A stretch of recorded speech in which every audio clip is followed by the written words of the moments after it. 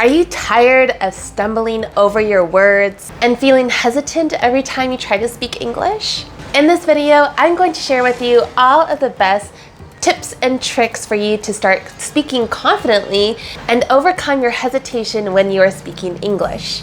That way you can communicate with confidence. So being able to speak fluent is really important, especially if you are at that intermediate, almost advanced, or maybe you are advanced in English, but you still have those blocks. You still have those walls that come up every time you try to speak English, and you just can't get over them. And that honestly just means that you're not exactly fluent yet, but you're closer to it, and these are the things that you can do to make sure that you can actually speak without thinking about it, without the hesitation, and you're going to sound even more advanced than you already are.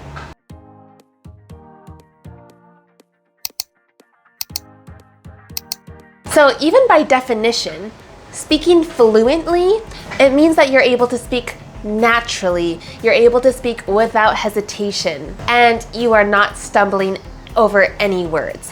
So no second guessing yourself, you just say it and you know it's correct and you don't even think about it. That is what true fluency is. And why is it important? Well, being able to be completely fluent means that you're able to express yourself fluidly, be able to communicate your ideas and your emotions, and all of this without struggling to find the right words. You just know the words. And that can be really important when it comes to applying for jobs abroad, or if you want to apply for a better job or for a promotion at your job already. And so there are so many things that fluency in English can really give you. I always say this example with a lot of my students, and that is when you are at a job interview. Maybe there's 5 of you. Maybe all of you have the same first language. Maybe all of you speak Spanish as your first language. But you want to make sure that you get the job. Well, maybe one of these people, maybe they have a little bit more experience than you, but more or less everybody's at the same playing field as you. But what is going to make you get the job out of anybody, especially people who might have a little bit more experience than you? Companies are really desperate for bilingual speakers who know English extremely well so that they can be hired. They want them to be able to be a part of their team. They know that there won't be any language barriers. They can feel totally confident in you. And so that's why fluency could be so important when it comes to getting a job. And so if you want to get the job out of everybody else, making sure that your fluent English is so fluent, you're gonna get it. Now, I'm not going to sugarcoat this. Being able to achieve that level of fluency is not easy.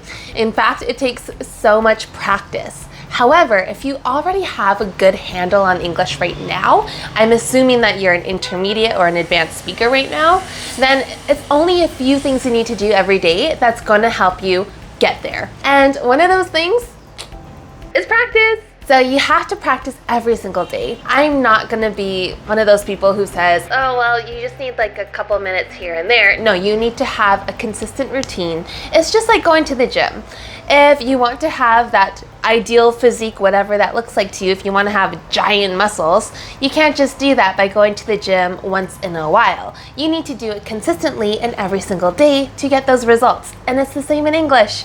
If you want to get to that fluency, you need to practice every single day. And so how can you practice? Well, here are some tips for practicing. If you don't know anybody who speaks English as well as you or at the level you want to be at, then go onto one of the language exchange programs on the internet. Literally, there are so many of them. One of my favorite is called Hello Talk, and that's where you can actually just go in, start talking to a native English speaker immediately, and maybe they will want to learn your language too. It's an exchange, and that's why it's for free. And so if you're able to do that, maybe 10-15 minutes every single day, wow, like you're gonna see results very quickly.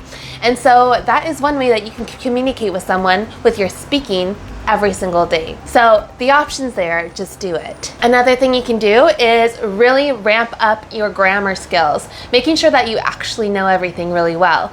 So what can you do? There's so many free grammar quizzes online. Just find them. If it's present perfect that you still struggle with, okay, present perfect exercises on Google.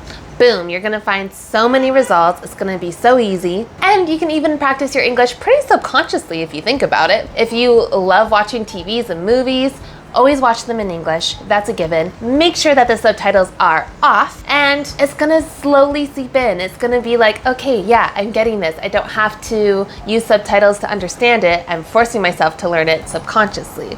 And so being able to play these little tricks with your brain is gonna help your English. So you can do that with TVs, movies, podcasts, or even anything you listen to on the radio, TikTok, Instagram. There's so many things out there. Just use the best resources for yourself. Okay, so let's talk about overcoming hesitation, because I imagine that's a pretty big thing that you need to overcome. It's a big hurdle. So hesitation, it can be that awkward moment when you want to say something, but then you're like, I don't know if that's how I'm supposed to say it, or I don't know if that's correct. Like, it's like when you want to say it, but like you just can't. You just stutter and you just stop yourself. Session. Did I stutter? Well, to get over that, of course, just say it. I know that's like easier said than done, but the more you just say it, and it doesn't matter if you make mistakes or not, you at least get it out there. What that is doing is tricking your brain to be like, oh, we just like to say words, like as a habit. So that more and more in the future, you're getting more and more confident in saying it the way you need to, instead of stopping yourself. Another thing you can do to try to avoid this hesitation is speaking at a steady pace. So you're not rushing what you're saying, you're not being too slow and thinking about it, you're just saying it at a neutral tone, you are just saying it. And it doesn't have to be too fast, it doesn't have to be too slow, just say it at a normal pace and it's gonna sound fine. There are times, however, where you feel like you're getting a little bit nervous and you just like start saying a lot of things really, really quickly. I do this in French a lot, and then I have a moment where I'm like, oh, wait, what am I talking about? So in that case, if you are one of those people who likes or tends to speak really quickly, really fast, then try to slow down. In that case, try to regroup, try to rethink what you're trying to say. Don't think about it too hard and so that you stop saying it. Just try to reorganize yourself so that it will help you to not stumble over your words as you speak.